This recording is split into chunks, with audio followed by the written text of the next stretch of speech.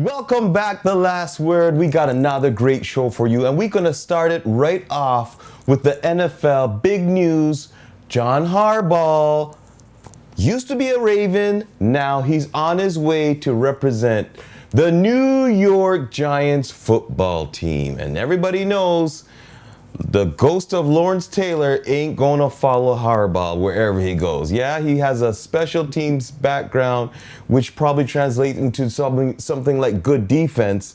But can John Harbaugh be the answer for the New York Giants? Now, let me start off by saying this. Harbaugh is a great coach.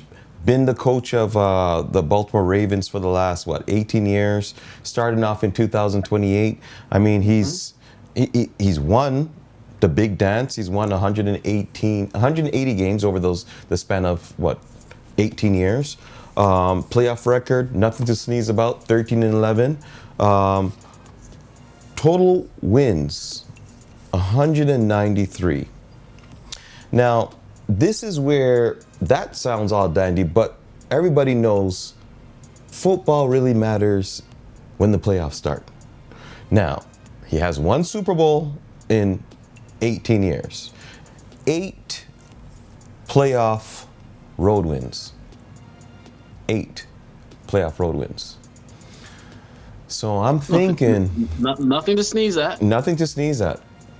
But if he only has 13 wins in the playoff, and he has 8 playoff road wins, which is an NFL record, it leads me to believe that John was only winning one and done games on the road, barely making the playoffs. He won one game, and then they were out. So, one Super Bowl in 18 seasons. Does he move the needle in New York? Absolutely. Daboll was an absolute joke for the Giants. Does he move the needle in the right direction? Yes. He's making $100 million over 5 years.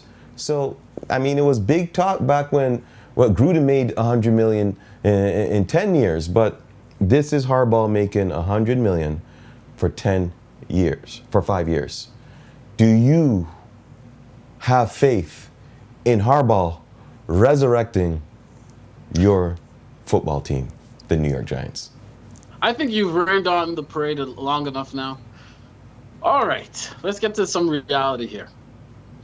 The Giants have went out this offseason and got the prize of head coaches that were available to the teams out there. No ifs and buts, all right? John, clearly the number one option. Everyone dropped everything to pursue him once he was made available. Is it an absolute guarantee that he's going to bring them to the promised land? No. Who knows, right? But for the New York football Giants, they needed a grown-up in this organization. They needed someone to get this organization back on track, to create a culture that resembles something that can even look in the direction of winning after numerous head coaches over the last 10 seasons of just absolute atrocious football. Not, 8 losing seasons. It's just been a shipwreck for the last 10 years here. And again, with the Giants, there's been ebbs and flows, small moments. Again, Daboll was able to make it into the playoffs one season, which actually turned out to be a huge negative because that ended up leading to signing Danny Dimes to another contract and prolonging that era a little longer. But bottom line is, Giants have a grown-up in the organization, true CEO who's going to be able to oversee. Again, John's not known to be an offensive coordinator or a defense coordinator. He's a CEO. He's someone who's going to come into this franchise, oversee things, make sure everything is buttoned up, everyone's moving and pulling in one direction, and more than anything, that's what the Giants need. The Giants have their future quarterback, all right? They have edge rushers, Burns. We got guys on the edge. The defense, however, as a unit, was not very productive. Again, Neighbors will be back next season starting up, so we're gonna have Scatterboo back. This team is gonna be built and ready. Okay, add some pieces to the offensive line, add another wide receiver. No reason the Giants are not at minimum a 9-8 team, or a team that's fighting for a playoff spot next year. Okay, so you're paying a coach $100 million to. Hey, you got to pay to play, man. Hey, that's right. You see what happens when you don't pay a coach, right? And sorry, in football, the two things that matter the most: coach, quarterback. This isn't basketball. This isn't hockey. This is football. All right, you need a general. All right, the only other coach that I would have preferred to see the Giants be able to obtain is Mike Tomlin.